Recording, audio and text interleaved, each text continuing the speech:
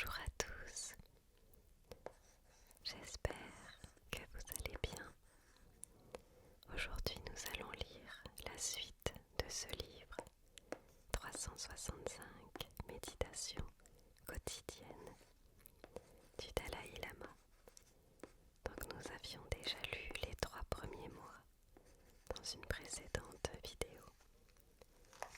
Donc nous allons reprendre là où nous nous étions arrêtés, c'est-à-dire au 31 mars. On va reprendre donc au 1er avril avec les méditations sur les situations de la vie, méditation sur la vie d'abondance. 1er avril. Une société où les riches sont trop riches et les pauvres trop pauvres engendre la violence, le crime, la guerre civile.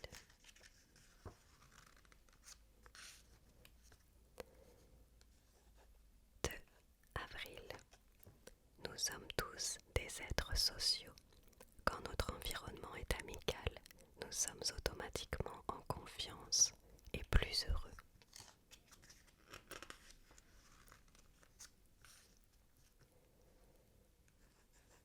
3 avril. La pauvreté matérielle ne doit pas empêcher d'avoir des pensées nobles. En fait, celles-ci sont beaucoup plus importantes que la richesse. C'est pourquoi, même si l'on est pauvre, il n'y a aucune raison de se décourager ou de se replier sur soi.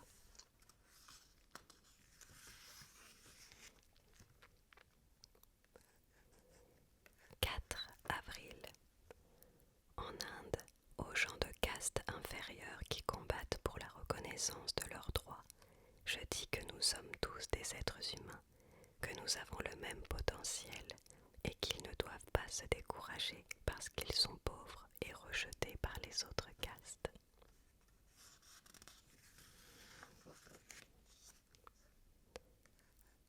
5 avril. Nous sommes passés sur les méditations sur la vie dans la pauvreté. Les riches doivent respecter les pauvres, et s'ils abusent de leur pouvoir, les pauvres doivent se défendre, mais cultiver l'envie ou la jalousie ne mène nulle part.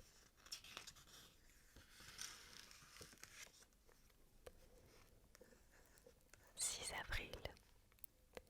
Si notre intérieur n'est pas en paix, nous nous leurrons en pensant que le confort et la richesse nous apporteront le bonheur.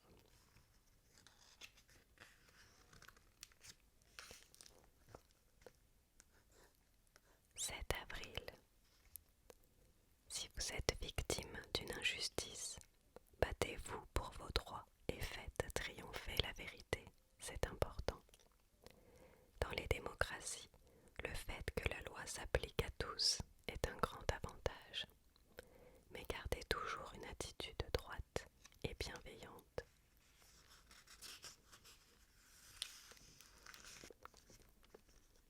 Donc là, nous sommes passés sur les méditations, sur la maladie.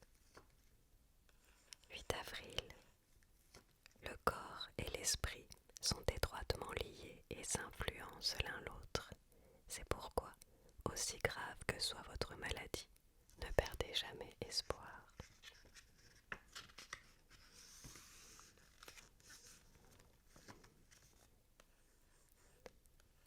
9 avril. Shantideva disait « S'il y a un remède, à quoi bon s'inquiéter? Contentez-vous de l'appliquer. S'il n'y a pas de remède, à quoi sert l'inquiétude? Elle ne fait qu'aggraver la douleur. »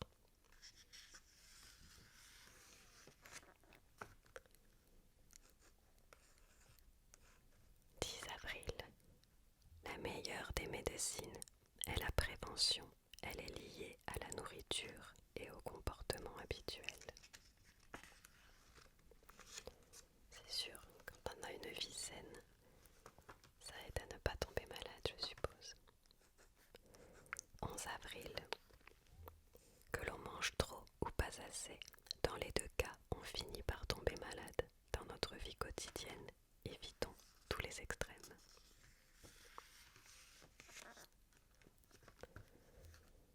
Méditation méditation sur les handicapés et ceux qui les soignent. 12 avril. Si vous êtes handicapé physiquement, dites-vous bien que au fond de nous-mêmes, nous sommes tous semblables. Même si vous n'avez pas l'usage de certains sens, votre esprit fonctionne comme celui des autres. Ne vous découragez pas, trouvez en vous votre propre assurance.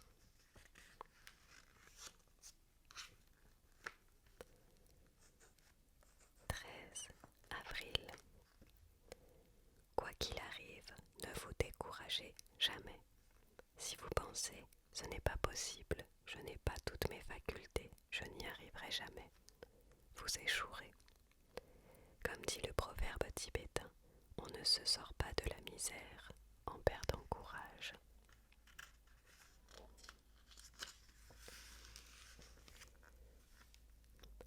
Méditation sur le célibat. 14 avril. On lit dans les textes bouddhistes qu'il faut aimer davantage ceux qui souffrent et ne peuvent se défendre. Plus on les aide, plus on éprouve la satisfaction profonde et réelle d'être utile.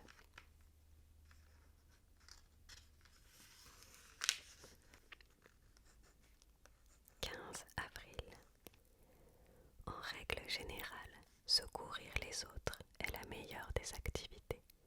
Si vous la considérez comme une obligation contrariante, votre acte sera incomplet et vous créerez absurdement une difficulté qui n'avait pas lieu d'être.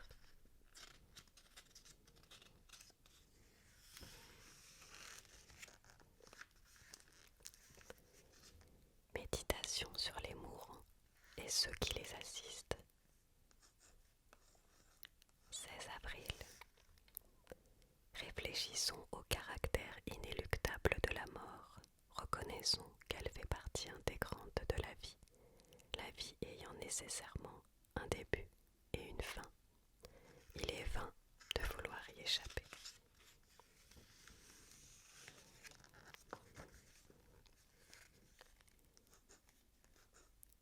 17 avril. Il est vrai que la plupart d'entre nous répugnent à penser à leur propre mort. Nous passons la plus grande partie de notre vie à amasser des biens ou à faire d'innombrables projets comme si nous allions vivre éternellement. Ça, c'est parce que nous avons peur de la mort, évidemment. 18 avril.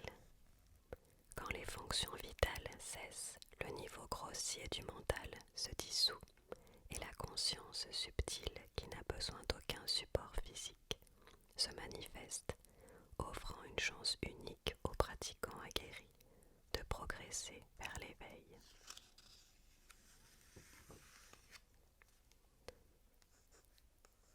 19 avril.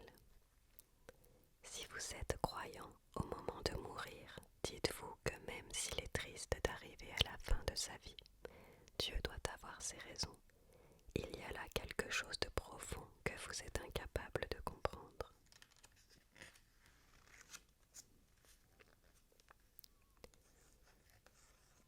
20 avril. Si vous êtes bouddhiste et croyez aux renaissances, la mort n'est qu'un changement d'enveloppe corporelle. Dans ces conditions, mourir ne signifie pas cesser d'exister.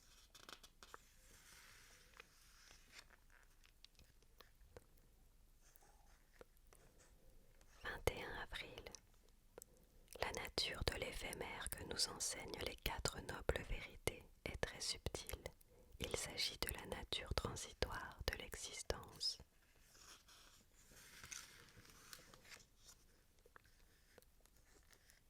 22 avril.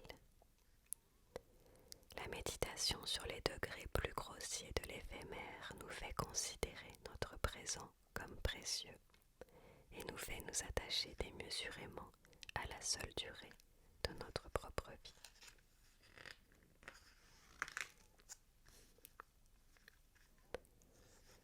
23 avril.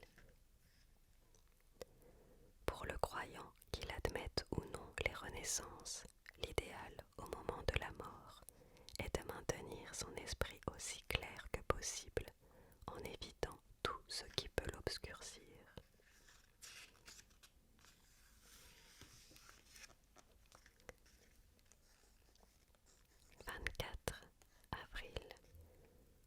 ceux qui ne suivent aucune religion ou voie spirituelle, le plus important au moment de mourir est d'être calme, détendu et de garder clairement à l'esprit que la mort est un processus naturel qui fait partie de la vie. Et oui, c'est plus facile à dire qu'à faire.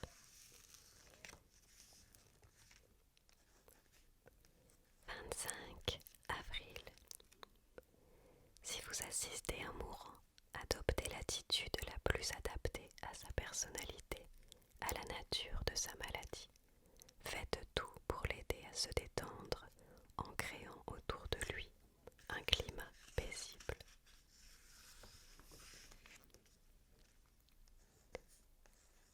26 avril. Si la religion du mourant est la vôtre, rappelez-lui les pratiques qui lui sont familières ou aidez-le à raviver sa foi. Au moment de la mort, son esprit devient moins clair.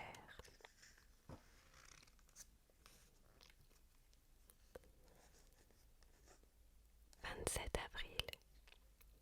Quand le malade est plongé dans le coma et qu'il ne reste plus en lui que le va-et-vient du souffle sans présence de pensée, s'il est impossible de sortir son esprit de l'inconscience, agissez à nouveau en tenant compte de la situation.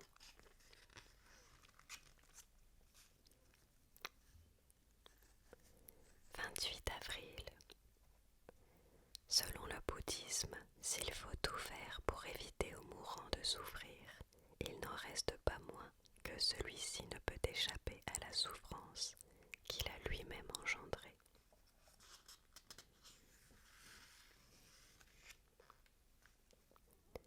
Méditation sur le travail et le manque de loisirs. C'est un petit peu moins triste que la méditation sur la mort. 29 avril. Même pour ceux dont les activités sont consacrées au bien des autres ou au développement de leur pays, on ne peut que s'en réjouir. Il est bon de prendre de temps à autre un peu de repos pour ménager sa santé.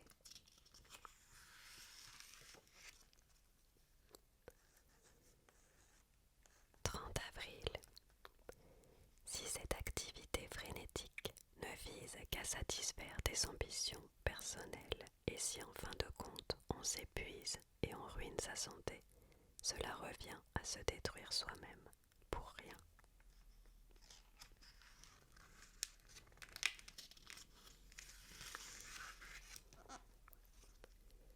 On change de mois. Méditation sur les prisons et les prisonniers. 1er mai. Les détenus n'ayant aucun espoir de devenir meilleurs ou de commencer une nouvelle vie se comportent de manière violente avec les autres détenus et abusent des plus faibles. Dans de telles conditions, il n'y a guère de chance pour qu'ils s'améliorent.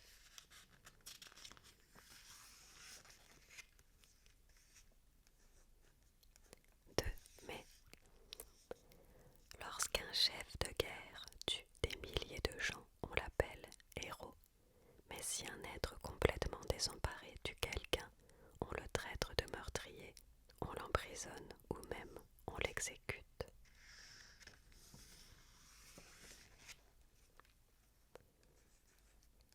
3 mai.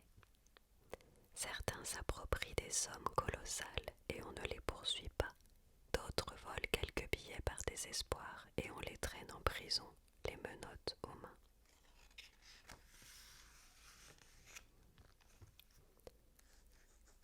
4 mai.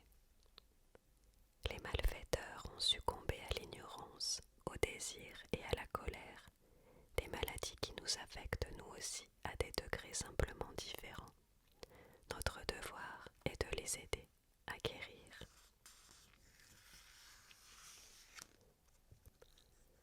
5 mai. La société, quant à elle, ne doit pas rejeter celui qui a commis une erreur et qui est qualifié de criminel. Il faut absolument lui rendre l'espoir et le désir de donner à sa vie une autre direction.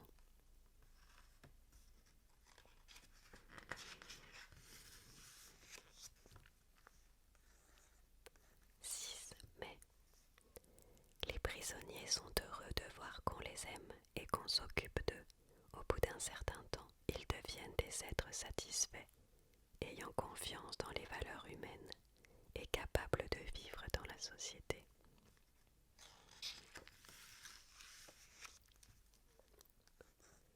7 mai. La situation des jeunes délinquants est particulièrement triste, dont les vies à peine commencées sont déjà gâchées. Ce drame survient le plus souvent à cause du manque d'expérience dans un environnement social difficile.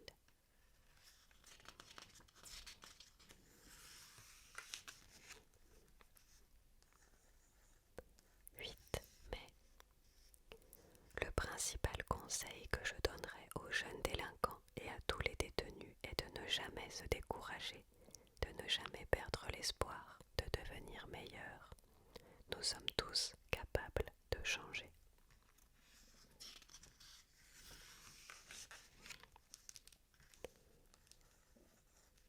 9 mai. Pauvres prisonniers, ils ont commis des fautes parce qu'ils sont brusquement tombés sous l'emprise de leurs émotions négatives. Et les voilà exclus de la société et n'ayant plus rien à espérer de cette vie.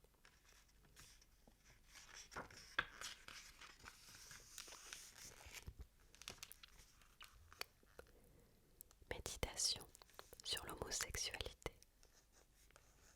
10 mai. Selon les textes fondamentaux du bouddhisme, il y a 10 actes nuisibles à éviter, dont l'inconduite sexuelle. Cela ne veut pas dire que ces pratiques nous excluent du bouddhisme.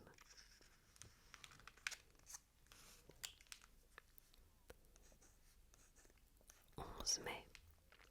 Je pense qu'il est injuste que les homosexuels soient parfois rejetés par la société, soient punis ou perdent leur travail. On ne peut pas les mettre sur le même plan que des criminels. Ben oui, ça c'est sûr.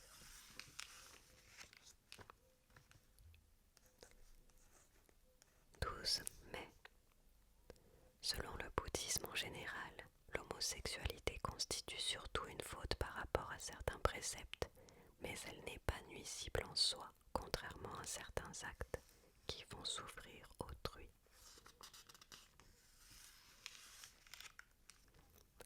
Méditation sur la vie en société, méditation sur la politique. 13 mai. Les politiciens font souvent de nombreuses promesses pour s'attirer l'estime et le soutien des électeurs, mais s'ils veulent qu'on les aime et les estime, il est plus important qu'ils soient honnêtes et expriment sincèrement leurs convictions.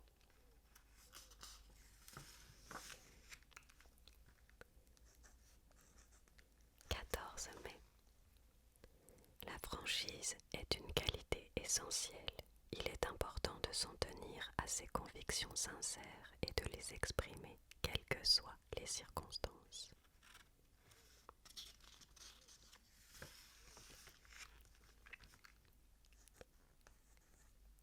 15 mai. Si nous parlons toujours avec franchise, ceux qui aiment nos idées l'apprécieront et se rallieront à nous.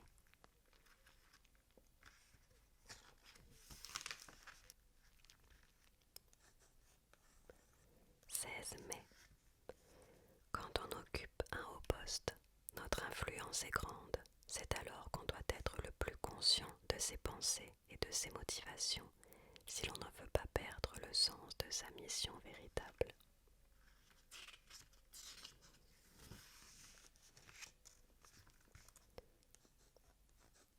17 mai. Certains, avant d'être élus, ont une intention parfaitement pure, mais une fois en poste, ils deviennent imbus d'eux-mêmes et oublient totalement le but qu'ils s'étaient fixé.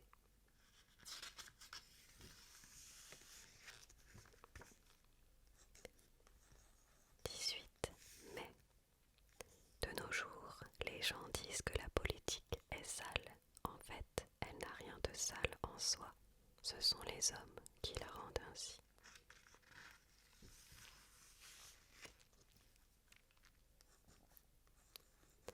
19 mai. À la décharge des politiciens, il est juste de remarquer que ceux-ci émanent nécessairement d'une société.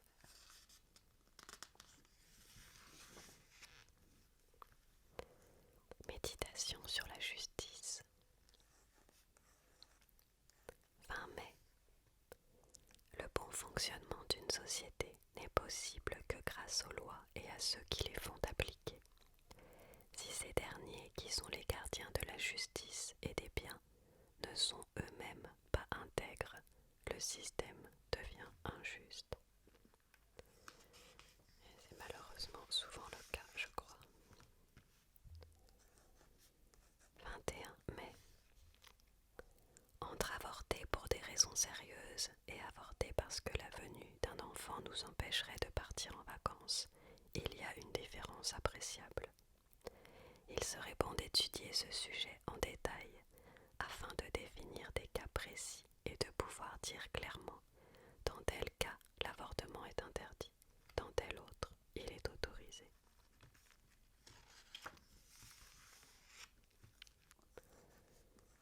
22 mai. Ma position est que la peine de mort est inacceptable pour de nombreuses raisons. En particulier, c'est un acte extrêmement grave qui ôte aux condamnés toute possibilité de se racheter.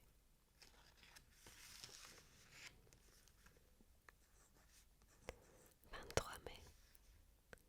Quand notre corps est malade, nous ne le détruisons pas, nous essayons de le guérir. Pourquoi devrions-nous détruire les éléments malades de la société au lieu de les soigner?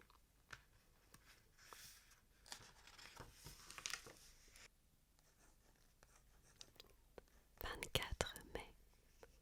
Si deux hommes ont commis le même crime, on leur inflige la même peine, même si l'un est célibataire et que l'autre a la charge de nombreux enfants. En punissant le père, on punit aussi de la plus cruelle façon des enfants qui n'ont rien fait de mal. La loi ne prévoit pas de réponse à ce problème.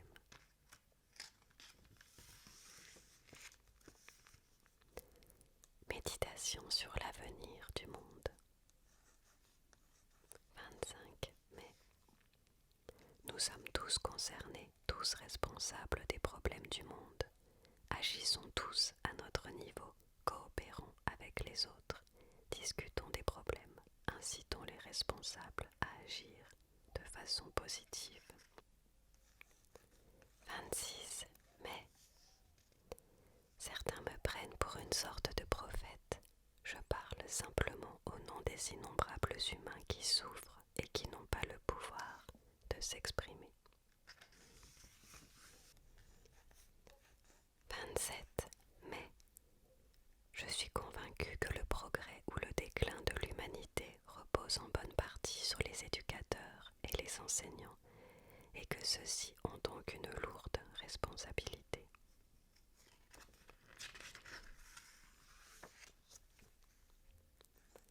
28 mai.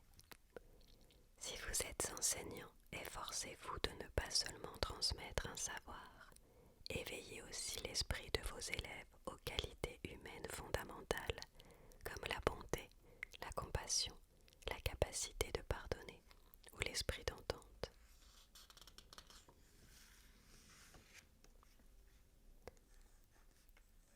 29 mai.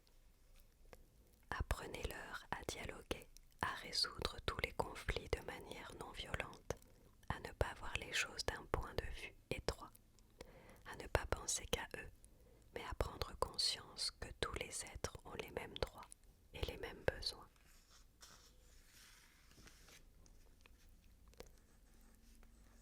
30 mai. Ne vous contentez pas de paroles, donnez vous-même l'exemple. Les élèves se souviendront davantage de ce que vous leur dites.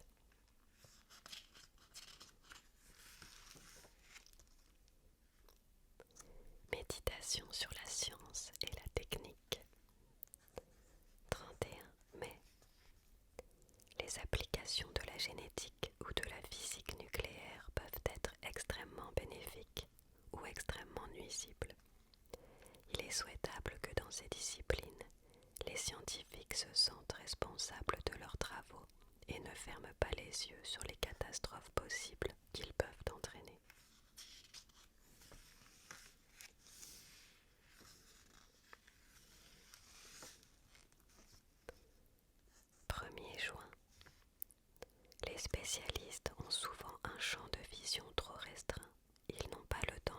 réfléchir aux effets à long terme de ce qu'ils découvrent.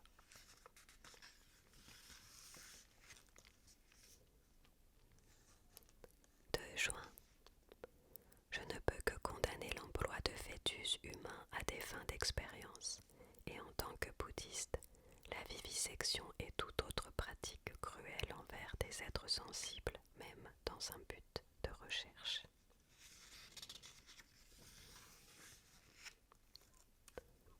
Méditation sur le commerce et les affaires. 3 juin. Il n'est pas admissible pour être le premier d'empêcher les autres de réussir par les moyens les plus vils, en les trompant, en les calomniant et parfois même en les tuant.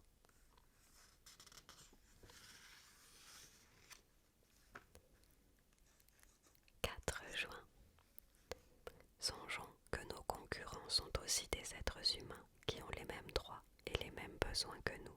Pensons qu'ils font partie de notre société.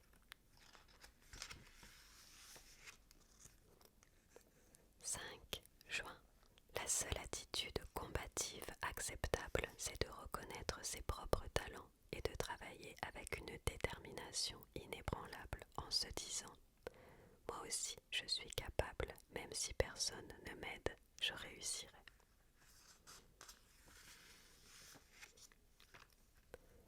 Méditation sur l'art d'écrire et le journalisme. 6 juin. Les écrivains ont le pouvoir de causer indirectement le bonheur ou le malheur de millions d'êtres. 7 juin. La tâche fondamentale des journalistes est de combattre le mensonge et la corruption.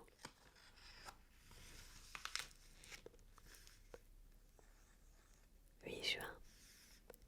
Il est excellent que les journalistes aient le nez long et enquêtent sur les activités des hommes publics, mais il est important que ce soit fait de manière honnête, sans tromperie ni partialité.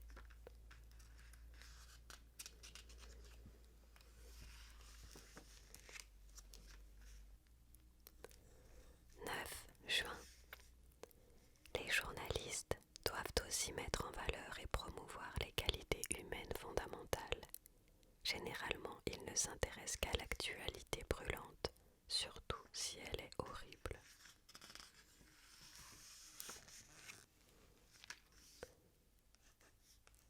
10 juin. Le principal défaut de cette attitude est qu'elle amène peu à peu la société à considérer les meurtres, les viols et les autres violences comme la norme. Nous risquons de penser que la nature humaine est cruelle et qu'il n'y a aucun moyen de l'empêcher de s'exprimer. Méditation sur l'agriculture et l'environnement. 11 juin. On se rend de plus en plus compte de la responsabilité des hommes dans la détérioration du système écologique et l'apparition de maux nouveaux.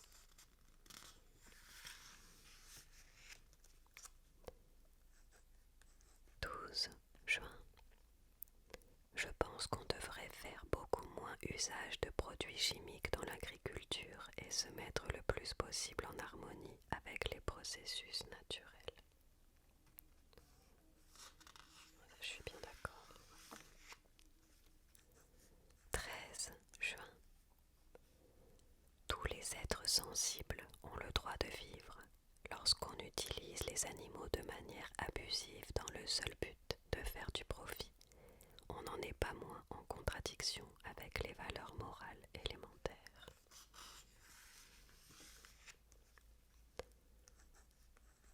14 juin. Les humains sont les plus grands fauteurs de troubles. S'il n'y avait plus d'humains sur cette planète, celle-ci serait un endroit plus sûr. Pour des millions d'animaux, ce serait là une véritable libération. C'est triste, mais c'est bien vrai.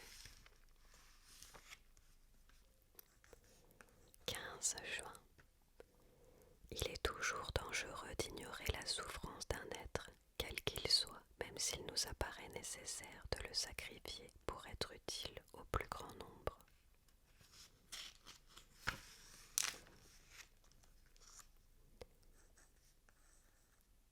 13 juin. Les animaux qui mangent les autres ont un comportement simple et direct.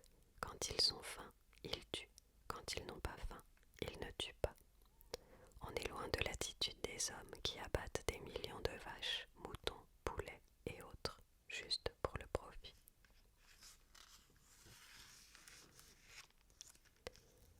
Méditation sur la guerre. 17 juin. Dans toute société humaine apparaissent des êtres malfaisants qui causent un grand nombre de problèmes et il est nécessaire de disposer de moyens efficaces pour les empêcher de nuire.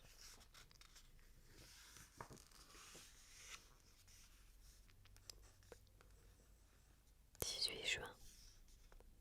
L'histoire nous montre que la violence engendre la violence et résout rarement les problèmes. En revanche, elle crée d'insondables souffrances.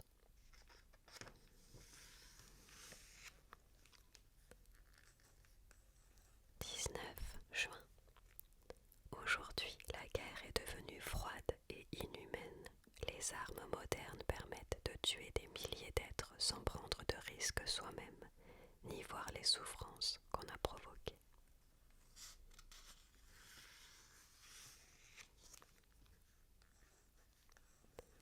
20 juin. Le monde devrait être démilitarisé à l'exception d'une force multinationale qui interviendrait uniquement lorsque certains menaceraient la paix dans une région du monde.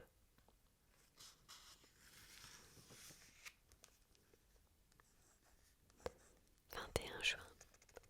Tout le monde parle de la paix, mais on ne peut réaliser la paix à l'extérieur si l'on héberge en soi la colère ou la haine.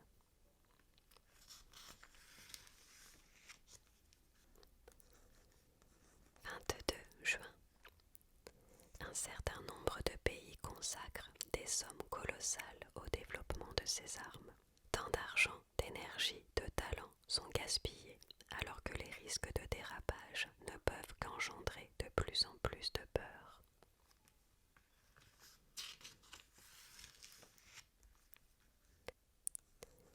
23 juin. Si nous voulons créer la paix dans le monde, créons-la d'abord en chacun de nous.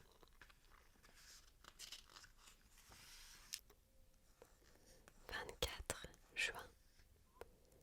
La paix dans le monde ne peut passer que par la paix de l'esprit, et la paix de l'esprit par la prise de conscience que tous les êtres humains sont comme les membres d'une même famille.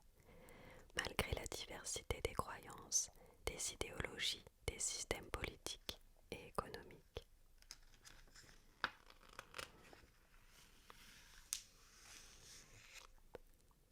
Méditation sur le don de soi. 25 juin. Il est important de ne pas simplement aider quelqu'un par devoir ou par plaisir. Si on le fait avec amour et compassion, avec le sourire et des paroles affables, on lui procure un bonheur certain. L'acte lui-même peut sembler identique, mais ses bienfaits sont infiniment supérieurs.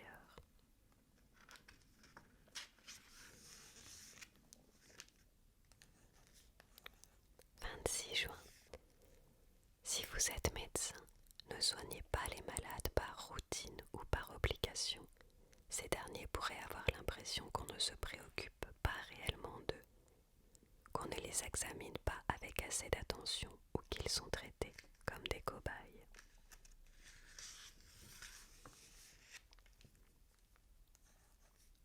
27 juin. Il est très important, quand on s'occupe des autres, de cultiver une attitude altruiste. Cette attitude n'est pas seulement bénéfique à celui qui reçoit, elle l'est aussi à celui qui donne.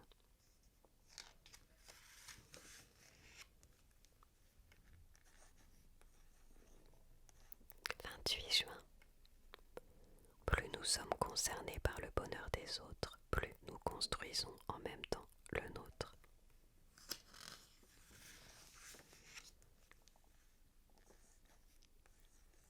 29 juin. Ne vous considérez jamais comme supérieur à ceux que vous aidez. Personnellement, quand je rencontre un mendiant, je m'efforce toujours de ne pas le voir comme un inférieur, mais comme un être humain qui ne diffère en rien de moi.